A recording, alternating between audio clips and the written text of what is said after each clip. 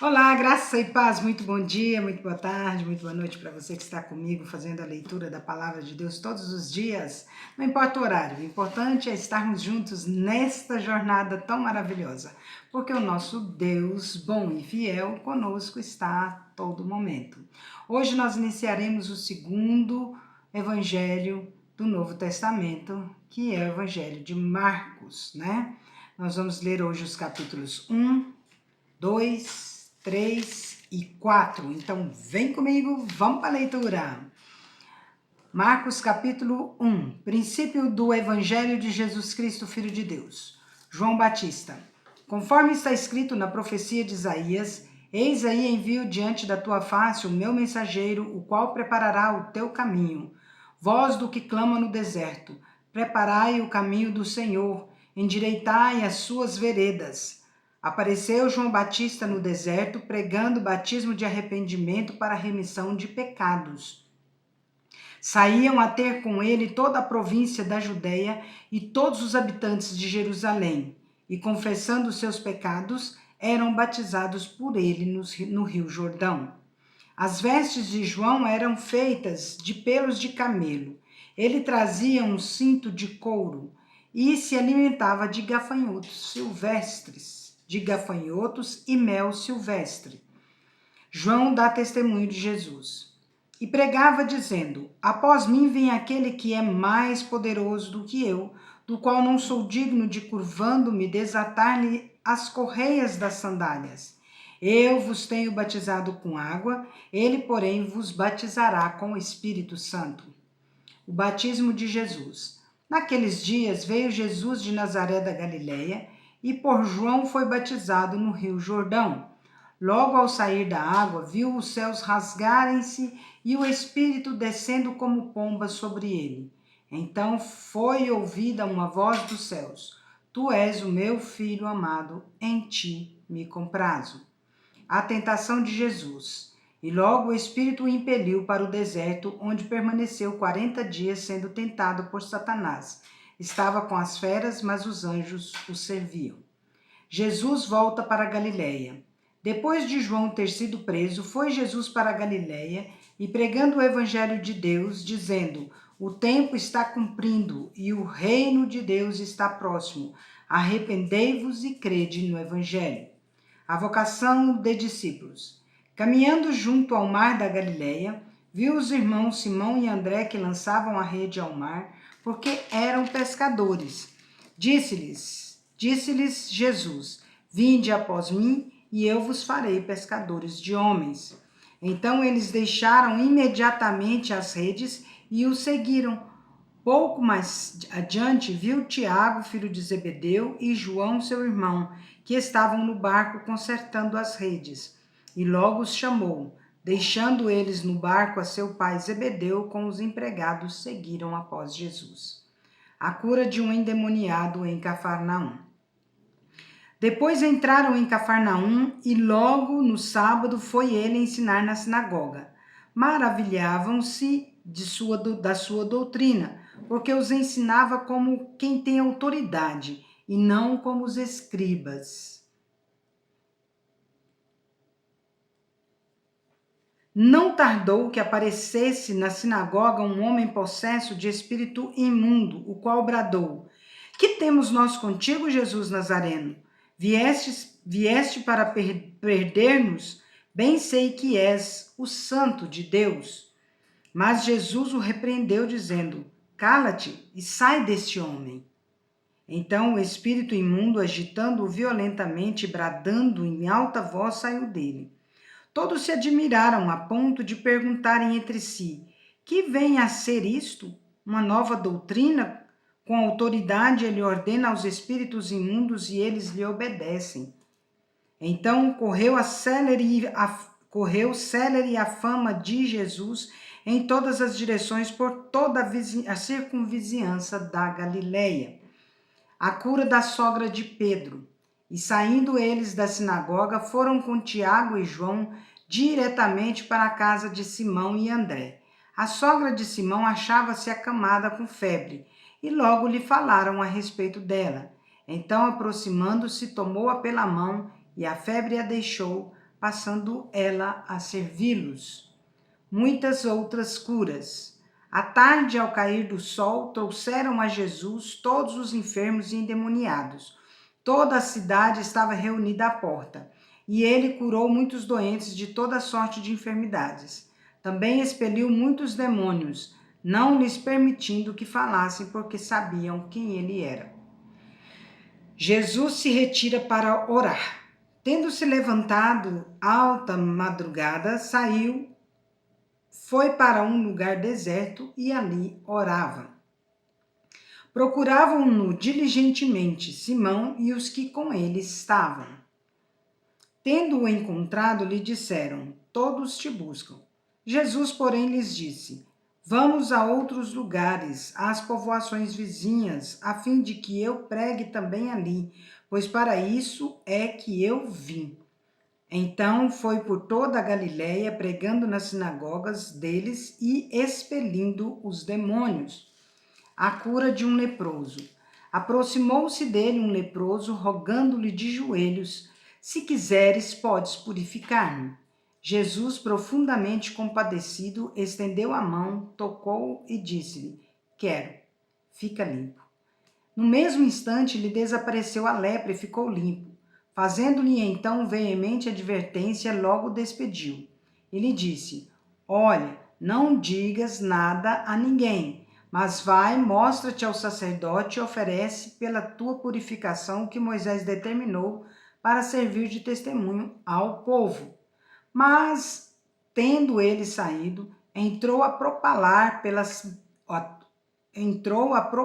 muitas coisas e a divulgar a notícia, a ponto de não mais poder Jesus entrar publicamente em qualquer cidade, mas permanecia fora em lugares ermos, e em toda parte vinham ter com ele. A cura de um paralítico em Cafarnaum. Marcos, capítulo 2. Dias depois entrou Jesus de novo em Cafarnaum e logo correu que ele estava em casa. Muitos afluíram para ali, tanto que nem mesmo junto à porta eles achavam lugar, e anunciava-lhes a palavra. Alguns foram ter com ele, conduzindo um paralítico, levado por 4 homens. E não podendo aproximar-se dele por causa da multidão, descobriram o eirado no ponto correspondente ao que ele estava. E fazendo uma abertura, baixaram o leito em que jazia o doente. Vendo-lhes a fé, Jesus disse ao paralítico: filho, os teus pecados estão perdoados. Mas alguns dos escribas estavam assentados ali e arrazoavam em seu coração: por que fala ele deste modo? Isto é blasfêmia. Quem pode perdoar pecados senão um, que é Deus? E Jesus, percebendo logo por seu espírito que eles assim arrazoavam, disse-lhes: por que arrazoais sobre estas coisas em vosso coração? Qual é mais fácil? Dizer ao paralítico: estão perdoados os teus pecados? Ou dizer: levanta-te, toma o teu leito e anda? Ora, para que saibais que o Filho do Homem tem sobre a terra autoridade para perdoar pecados, disse ao paralítico: eu te mando, levanta-te, toma o teu leito e vai para a tua casa. Então, ele se levantou e no mesmo instante, tomando o leito, retirou-se à vista de todos, a ponto de se admirarem todos e darem glória a Deus, dizendo: jamais vimos coisa assim. A vocação de Levi. De novo, saiu Jesus para junto do mar e toda a multidão vinha ao seu encontro e ele os ensinava. Quando ia passando, viu a Levi, filho de Alfeu, sentado na coletoria e disse-lhe: segue-me. Ele se levantou e o seguiu. Jesus come com pecadores. Achando-se Jesus à mesa na casa de Levi, estavam juntamente com ele e com seus discípulos muitos publicanos e pecadores, porque estes eram em grande número e também o seguiam. Os escribas dos fariseus, vendo-o comer em companhia dos pecadores e publicanos, perguntavam aos discípulos dele: por que come e bebe ele com os publicanos e pecadores?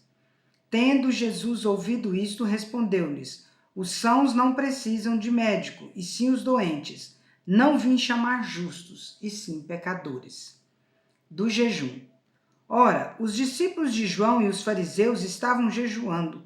Vieram alguns e lhe perguntaram: por que motivo jejuam os discípulos de João e os dos fariseus, mas os teus discípulos não jejuam? Respondeu-lhes Jesus: podem porventura jejuar os convidados para o casamento enquanto o noivo está com eles? Durante o tempo em que estiver presente o noivo, não podem jejuar. Dias virão, contudo, em que lhes será tirado o noivo, e nesse tempo jejuarão. Ninguém costura remendo de pano novo em veste velha, porque o remendo novo tira parte da veste velha e fica maior a rotura. Ninguém põe vinho novo em odres velhos, do contrário, o vinho romperá os odres, e tanto se perde o vinho como os odres. Mas põe-se vinho novo em odres novos. Jesus é Senhor do sábado. Ora, aconteceu atravessar Jesus em dia de sábado as searas, e os discípulos, ao passarem, colhiam espigas. Advertiram-no os fariseus: vê, por que fazem o que não é lícito aos sábados? Mas ele lhes respondeu: nunca lestes o que fez Davi quando se viu em necessidade e teve fome, ele e os seus companheiros? Como entrou na casa de Deus no tempo do sumo sacerdote Abiatar e comeu os pães da proposição, os quais não é lícito comer senão aos sacerdotes, e deu também aos que estavam com ele? E acrescentou: o sábado foi estabelecido por causa do homem, e não o homem por causa do sábado, de sorte que o Filho do homem é Senhor também do sábado. O homem da mão ressequida, Mateus capítulo 3. De novo entrou Jesus na sinagoga, e estava ali um homem que tinha ressequida uma das mãos. E estavam observando a Jesus para ver se o curaria em dia de sábado, a fim de o acusarem. E disse Jesus ao homem da mão ressequida: vem para o meio. Então lhes perguntou: é lícito nos sábados fazer o bem ou fazer o mal? Salvar a vida ou tirá-la? Mas eles ficaram em silêncio, olhando-o ao redor, indignado e condoído com a dureza do seu coração, disse ao homem: estende a mão. Estendeu-a, e a mão lhe foi restaurada. Retirando-se os fariseus, conspiraram logo com os herodianos contra ele em como lhe tirariam a vida. Jesus se retira. A cura de muitos à beira-mar. Retirou-se Jesus com os seus discípulos para os lados do mar. Seguia-o da Galiléia uma grande multidão também da Judéia, de Jerusalém, da Idumeia, da além do Jordão e dos arredores de Tiro e de Sidom, uma grande multidão, sabendo quantas coisas Jesus fazia, veio ter com ele. Então recomendou a seus discípulos que sempre lhe tivessem pronto um barquinho por causa da multidão, a fim de não o comprimirem, pois curava muitos, de modo que todos os que padeciam de qualquer enfermidade se arrojavam a ele para o tocar. Também os espíritos imundos, quando o viam, prostravam-se diante dele e exclamavam: tu és o Filho de Deus. Mas Jesus lhes advertia severamente que o não expusessem à publicidade. A escolha dos 12 apóstolos, os seus nomes. Depois subiu ao monte e chamou os que ele mesmo quis, e vieram para junto dele. Então designou 12 para estarem com ele, para os enviar a pregar e a exercer a autoridade de expelir demônios. Eis os 12 que designou: Simão, a quem acrescentou o nome de Pedro, Tiago, filho de Zebedeu, e João, seu irmão, aos quais deu o nome de Boanerges, que quer dizer filhos do trovão. André, Filipe, Bartolomeu, Mateus, Tomé, Tiago, filho de Alfeu, Tadeu, Simão, o Zelote, e Judas Iscariotes, que foi quem o traiu. A blasfêmia dos escribas. Nossa. Então ele foi para casa. Não obstante, a multidão afluiu de novo, de tal modo que nem podiam comer. E quando os parentes de Jesus ouviram isto, saíram para o prender, porque diziam: está fora de si. Os escribas que haviam descido de Jerusalém diziam: ele está possesso de Belzebu, e é pelo maioral dos demônios que expele os demônios. Então, convocando-os, Jesus lhes disse, por meio de parábolas: Como pode Satanás expelir a Satanás? Se um reino estiver dividido contra si mesmo, tal reino não pode subsistir. Se uma casa estiver dividida contra si mesma, tal casa não poderá subsistir. Se, pois, Satanás se levantou contra si mesmo e está dividido, não pode subsistir, mas perece. Ninguém pode entrar na casa do valente para roubar-lhe os bens sem primeiro amarrá-lo, e só então lhe saqueará a casa. Em verdade vos digo que tudo será perdoado aos filhos dos homens, os pecados e as blasfêmias que proferirem. Mas aquele que blasfema contra o Espírito Santo não tem perdão para sempre, visto que é réu de pecado eterno. Isto porque diziam, está possesso de um espírito imundo. A família de Jesus. Nisso chegaram sua mãe e seus irmãos e, tendo ficado do lado de fora, mandaram chamá-lo. Muita gente estava assentada ao redor dele e lhe disseram, olha, tua mãe e teus irmãos e irmãs estão lá fora à tua procura. Então ele lhes respondeu, dizendo, quem é minha mãe e meus irmãos? E correndo olhar pelos que estavam assentados ao redor, disse, eis minha mãe e meus irmãos. Portanto, qualquer que fizer a vontade de Deus, esse é meu irmão, irmã e mãe.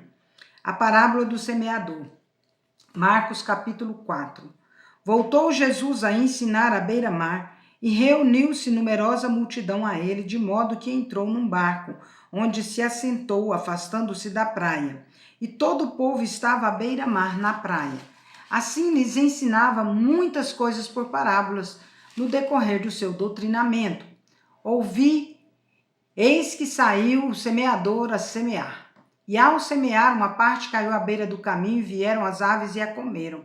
Outra caiu em solo rochoso, onde a terra era pouca, e logo nasceu, visto não ser profunda a terra. Saindo, porém, o sol a queimou, e porque não tinha raiz, secou-se. Outra parte caiu entre os espinhos, e os espinhos cresceram e a sufocaram, e não deu fruto.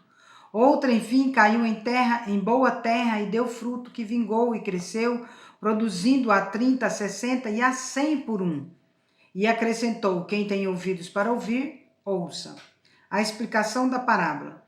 Quando Jesus ficou só, os que estavam junto dele com os 12 o interrogaram a respeito das parábolas. Ele lhes respondeu, a vós outros vos é dado conhecer o mistério do reino de Deus, mas aos de fora tudo se ensina por meio de parábolas, para que vendo vejam e não percebam, e ouvindo ouçam e não entendam, para que não venham a converter-se e haja perdão para eles. Então lhes perguntou, não entendeis esta parábola e como compreendeis todas as parábolas? O semeador semeia a palavra. São estes os da beira do caminho, onde a palavra é semeada. E enquanto a ouvem, logo vem Satanás e tira a palavra semeada neles. Semelhantemente, são estes os semeados em solo rochoso, os quais, ouvindo a palavra, logo a recebem com alegria. Mas eles não têm raiz em si mesmos, sendo antes de pouca duração. Em lhes chegando a angústia ou a perseguição por causa da palavra, logo se escandalizam. Os outros, os semeados entre os espinhos, são os que ouvem a palavra, mas os cuidados do mundo, a fascinação da riqueza e as demais ambições, concorrendo, sufocam a palavra, ficando ela infrutífera. Os que foram semeados em boa terra são aqueles que ouvem a palavra e a recebem, frutificando a 30, a 60 e a 100 por um. A parábola da candeia. Também lhes disse, vem, porventura a candeia pode ser posta debaixo do alqueire ou da cama? Não vem antes para ser colocada no velador? Pois nada está oculto senão para ser manifesto, e nada se faz escondido senão para ser revelado. Se alguém tem ouvidos para ouvir, ouça. Então lhes disse, atentai ao que ouvis. Com a medida com que me tiverdes medido, vos medirão também, e ainda se vos acrescentará. Pois ao que tem se lhe dará, e ao que não tem, até o que tem lhe será tirado. A parábola da semente. Disse ainda, O reino de Deus é assim como se um homem lançasse a semente à terra, depois dormisse e se levantasse de noite e de dia, e a semente germinasse e crescesse, não sabendo ele como. A terra por si mesma frutifica, primeiro a erva, depois a espiga, e por fim o grão cheio na espiga. E quando o fruto já está maduro, logo se lhe mete a foice, porque é chegada a ceifa. A parábola do grão de mostarda. Disse mais: a que assemelharemos o reino de Deus? Ou com que parábola o apresentaremos? É como um grão de mostarda, que quando semeado é a menor de todas as sementes sobre a terra. Mas uma vez semeada, cresce e se torna maior do que todas as hortaliças, e deita grandes ramos a ponto de as aves do céu poderem aninhar-se à sua sombra. Porque Jesus falou por parábolas, e com muitas parábolas semelhantes lhes expunha a palavra, conforme o permitia a capacidade dos ouvintes. E sem parábolas não lhes falava. Tudo, porém, explicava em particular aos seus próprios discípulos. Jesus acalma uma tempestade. Naquele dia, sendo já tarde, disse-lhes Jesus: passemos para outra margem.